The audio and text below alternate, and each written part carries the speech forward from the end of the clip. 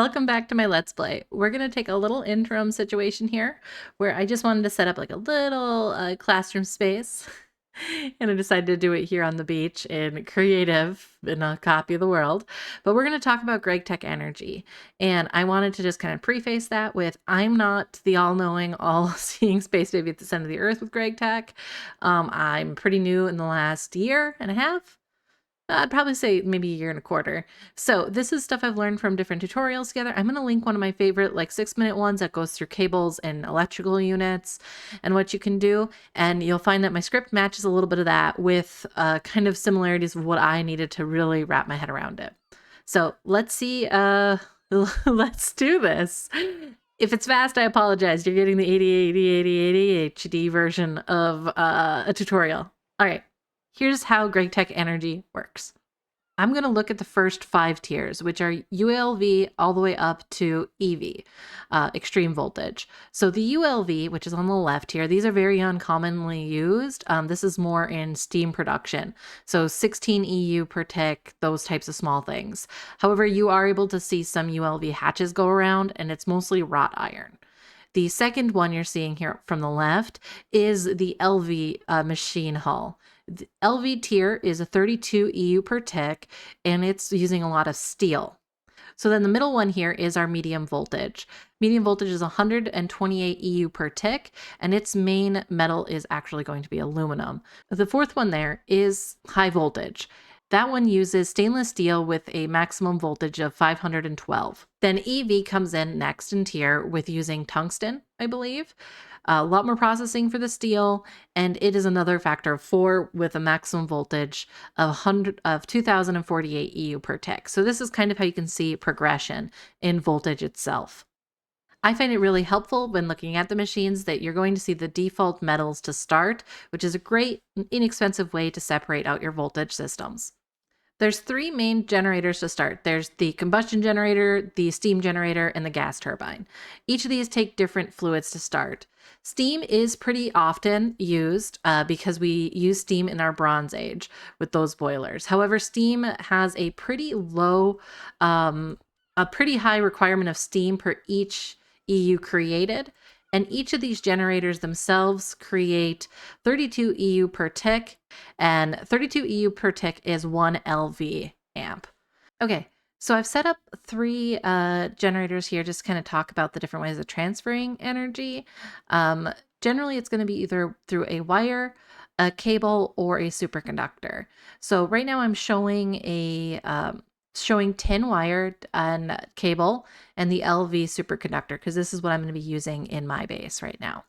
So tin wire is the cheapest. However, when you take a look at it, it tells you that there's 2 loss per meter per amp. So every generator that puts out an amp loses 2 loses 2 EU per block. And I don't know if I mentioned this, but EU are energy units. So that's a helpful way to kind of think of that. So for this wire here, you're going to see that it's generating 32. And if I directly had a machine connected to it, it would say 32 coming out of here. But since I don't, the first block, any machines connected to this wire only have 30 EU available, and then 28, 26, and so forth and so on. Now, the cable themselves actually only have 1 loss per meter, which is also very good. So in this case, if this is generating 32, I would have more available. My brain just ate itself. I'd have 31 and then 30 and then 29. So you could see how that could add up. And then each tier has a superconductor. Each voltage has a superconductor. The manganese phosphide wire is the first one for low voltage. It has 0 loss per meter. And so if we were to look at the math of these 3, the first 32, so if we were to look at the math of these 3, each one would generate a 32, and then by the first block, this is what's available to the machines that connect, then the second block, third, and fourth. So that's kind of how the math works. So for some machines, this loss won't really matter. However, some that do take 30 EU per recipe, like thermal centrifuge, this does make a big difference. So if I connect the thermal centrifuge here, and I give it a refined ore, I think I just need to give it a crush door. So if I connect the thermal centrifuge at the first block here, crushed copper ore takes 30 EU per tick, which this is the maximum that it's able to do. And then due to the fact that this is only able to create 32, if I connect here, you can see that this cannot charge. This hasn't charged my other machine at all because every single bit of the EU is going here. If I disconnect this, you can find that it looks deceptive because now I have a wire with 32 in it and I connect this one here, you're seeing that the charge is there. However, when we put a recipe that requires 30 EU in here, what you're actually operating under is the stored amount in that centrifuge, the thermal centrifuge here. So it will start to stutter once you use the 2048 EU. All right, so the last part of this I do want to talk about is going to be about amperage. And the way I really had to wrap myself around this is understanding that these single block generators can only produce 1 amp of energy at a time. If it doesn't go up to 32 EU as it comes out and in the wire, it's not an amp. It's only a partial amp, and you're allowed to have partial amps. So that was something that it took me a bit to wrap around. So let's see what happens when we have 2 amps available for use. Earlier, we just had 1 amp, and you could see the loss and where it runs out on the cable. But now, if we put in a basic macerator and do some raw ore, what you can see is it doesn't draw a lot. It's only drawing 2 EU along this line. But then if we're putting a thermal centrifuge right next to it, you see that as it's charging, it's starting to smoke these wires, but it didn't last a long time, so it didn't fully burn out. So if we put in the crushed ore, however, this is a longer time system. That's the nice thing about the smoke, gives you a little bit of a warning. And you're seeing that it's 1.1 in there, and it's not too much further than a 1.1. So how long it takes to burn out is going to be pretty slow. But if I attach another thermal here, you're seeing that it's melting away the rubber and then it starts on fire. Our Gregtech, I think, doesn't blow up our machines, unlike other versions of Gregtech, so that is something. Same with Rain. I haven't seen it blow it up.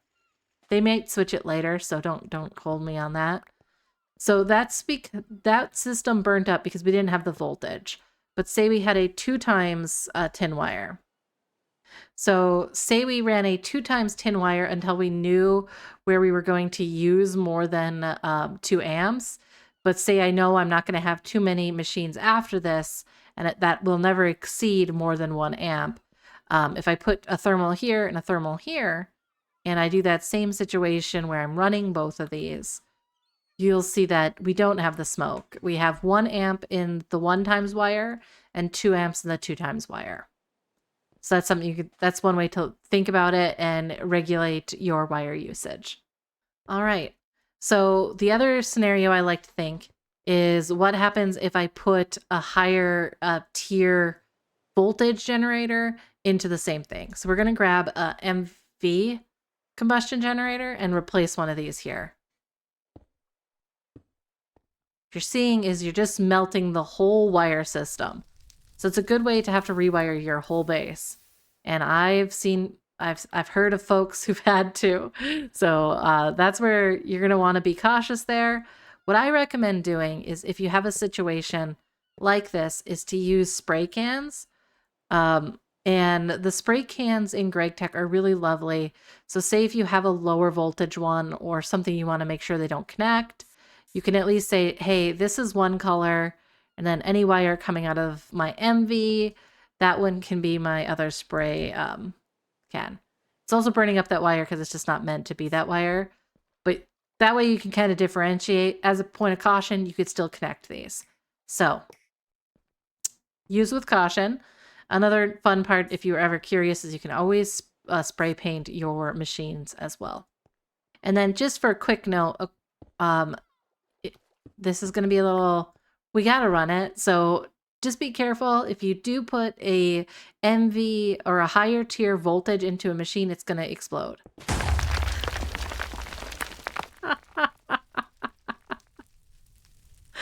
My God, that's a big one. Did not used to that. It explodes a lot worse when you use the generator to the generator to the generator straight to the machine. I was not expecting that, guys. I was expecting this. Oh boy. If you hook it up to a wire that is the same, that's the wrong tier, this is what happens. Much, much less terrible. All right, so that's it for my tutorial on voltage, of what to do and not to do.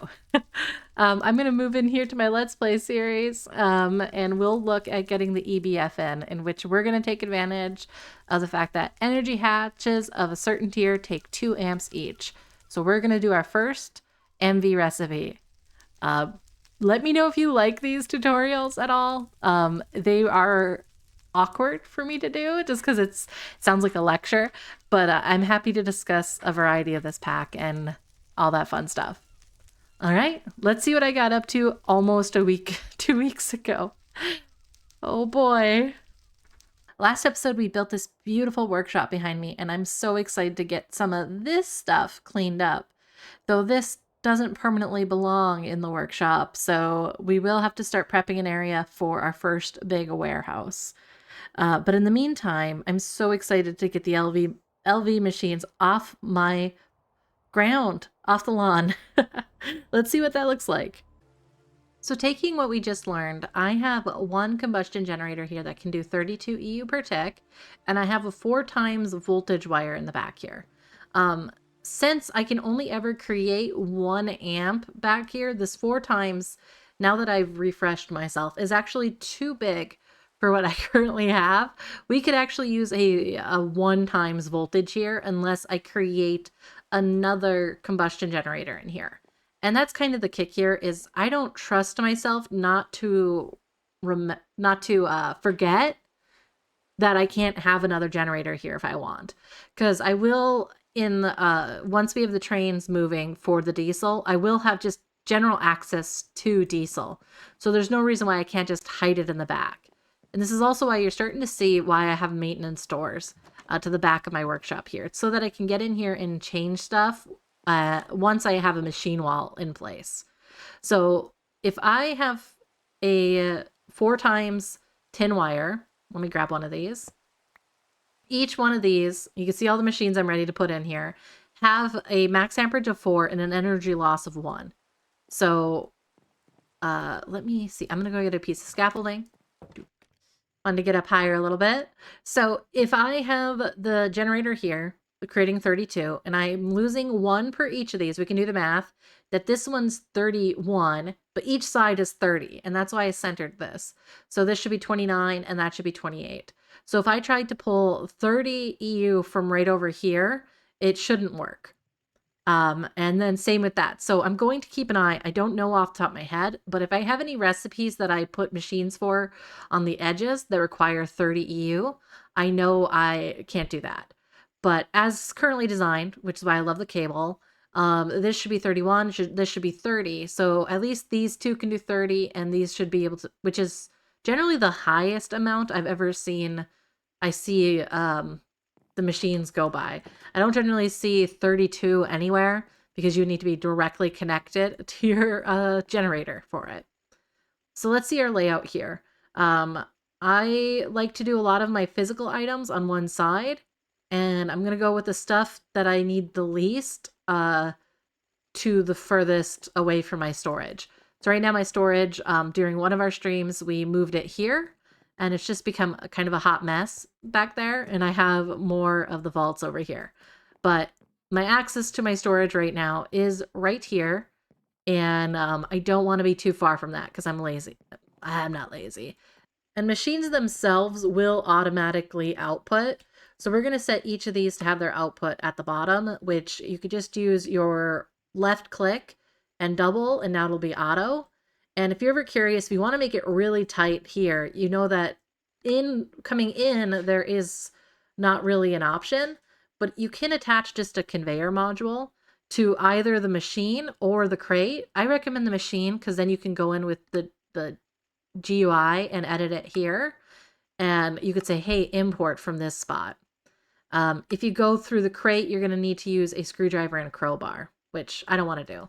But I also don't really want them that tight here. We're not aiming for that much efficiency.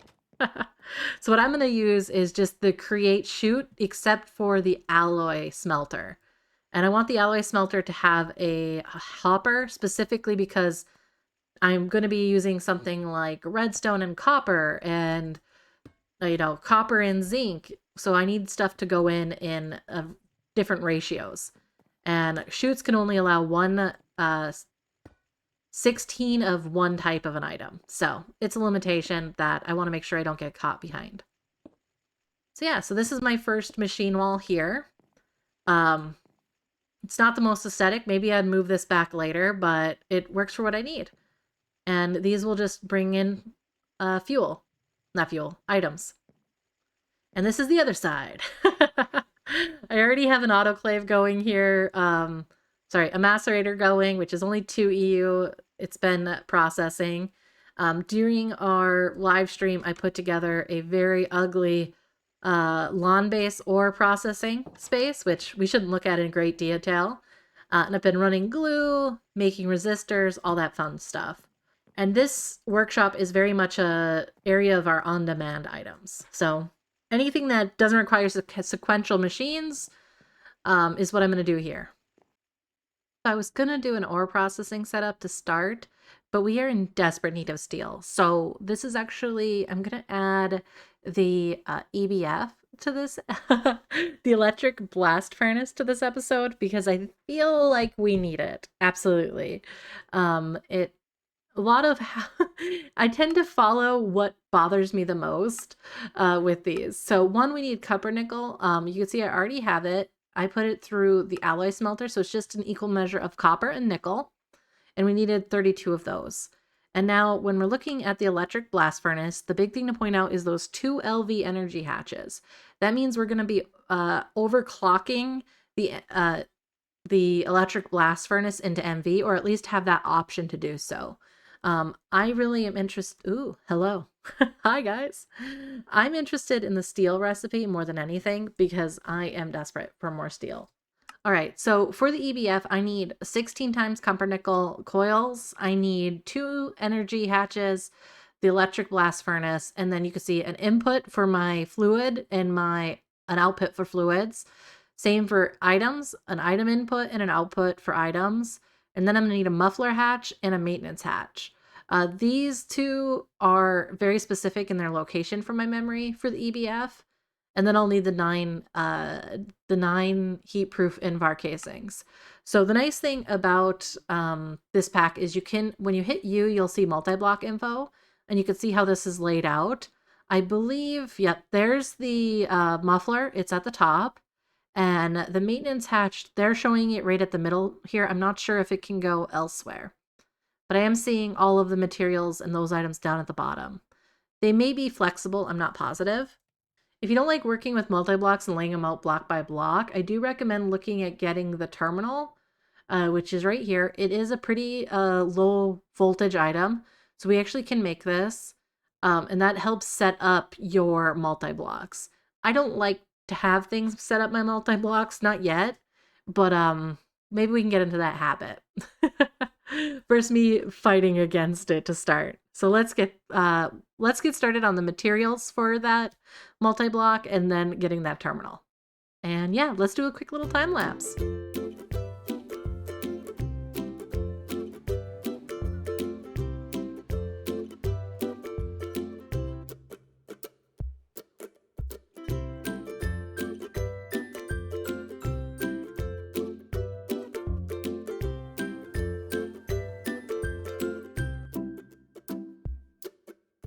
All right, so I definitely didn't just do a time lapse because I needed steel. Yeah, I needed steel. So this is the shape of the harbor wall that I'm looking at doing. I've laid out just a small section of it, or a big section. It's probably going to end up being about 4 times this size, maybe 2, 1 here, 1 here. I kind of want to tie it into the surroundings, but I might just do terraforming to make that happen here. And then I want to extend it to some type of entrance here. But I do know my nether train I want to come out on this. which will come behind that building. And I do want some more boats because I think that would be fun. So yeah, so I just love the fact that I'm able to do some of this in creative, get my schematic cannon, and get this built while I am waiting for resources. And with that, we should have everything now. My golly gosh, I cannot believe I made 2 mixers, one, but I am down to the absolute last on my steel. I have no more ingots, so I've been just staring down the primitive blast furnace over here. It has been watched like a hawk. So let's take a look at what this looks like here. So you need to place your first block down before you can use the terminal. So I have the terminal here, and I'm going to put this here in my pockets. And then I know it's 3 deep, so 1, 2, 3, and I want to go one more forward. So I have a space back there. And also chunk-wise, that part isn't part of the chunk. So they recommend you don't put multi-blocks across chunks. I've seen people do it well. I've seen them not do it well, etc. and so forth. Okay, so you can see I right-clicked on here, and it's built what it thought was what I wanted. And this is why sometimes this works, sometimes it doesn't. So let's see here. So right now it's not forming. I'm pretty sure I know why. Let me go grab my scaffolding. So let's make sure when we're looking at that multi-block, the maintenance hatch was up on top. So I want to move that for sure. And I do want my inputs down at the bottom, so I'm fine with that. The machine controller typically stays in the same spot as it's shown there. It typically stays where it's shown on the graphic. I'm not sure if that's perfectly the accurate statement there. Did I have enough for the build? I had 9, right? Yep, I did have 9. So I'm just going to take a quick look to make sure it's hollow. So the middle 2 points are hollow. So it's not pulling all my pieces here. I need a few more of the dealios. I need to, it didn't pull my output hatch and my input hatch and my other energy. So I want both, I like to keep both my energy on the back here, facing the back. All right, and then right now I have an output bus here and an input bus here. And it doesn't have my input hatches. So hatches are for your solids, for your fluids. So, and the output hatch you may not need depending on what recipes you're running. So I'm curious here if I can do it this way. Okay, I'm gonna remove this guy here. And I'm trying to set this up so if I do decide to do a second one, I can share part of the wall, which could be pretty cool. So this one, I don't want any I don't want any hatches on this side. So let's see if we can make that one solid. So then let's look at this. I'd like to maintain my input fluids in a row and my output, my input and output solids in a row. So for that sake, my hatches should line up if I want to do it that way. So I can input at the top and output at the bottom. No, that doesn't make sense. I'm going to flip that. So input hatch and output hatch. Then same with the buses here. And make sure I output at the top and input at the bottom. And yeah, there she be. She's formed. Almost always you have maintenance. You could see that it's pretty upset about it. Well, not upset about it. A good portion of it's here. And you can click the slot with your empty hand to clear it. And I have every tool still. Okay, so I need to get the combustion generators here for the back. All right, so originally I tried to get by with just using one of the combustion generators there. I also just realized, 2 of them. But I just hooked up 2 combustion generators. I have my oxygen gas coming in here, my iron ingots here, and I have 1 drum feeding the fuel to all of these, which it looks like, you know, it's a decent amount of use. And I am using MV cable, a copper nickel cable here, because I am running an MV recipe. So this is our first MV recipe that we're running. And now I can see I already have 3 steel in here. So this is massively faster. So well worth it in my opinion. And you'll notice that the temperature here speeds up, is going to get immense. quite a pain in the tuchus. Looks like we also got slag coming out of here. So I'm actually, due to the slag, I'm going to switch the outputs here to a 4x drawer. That way we can get slag and ashes as well as steel. Thank you guys for joining me so much on this episode. It's been a little bit of a mad mess, and I know I was a little bit delayed this round, but we should be back on track for next week. Again, this is Cthulhamonster. I'm coming up my 1-year YouTube journey. So if you haven't already, please like and subscribe, comment below, or join me on one of my streams on YouTube or Twitch. I'm having a lot of fun being able to do these videos and talk and share with the community. Always excited to hear what you think. Have a good one. Bye.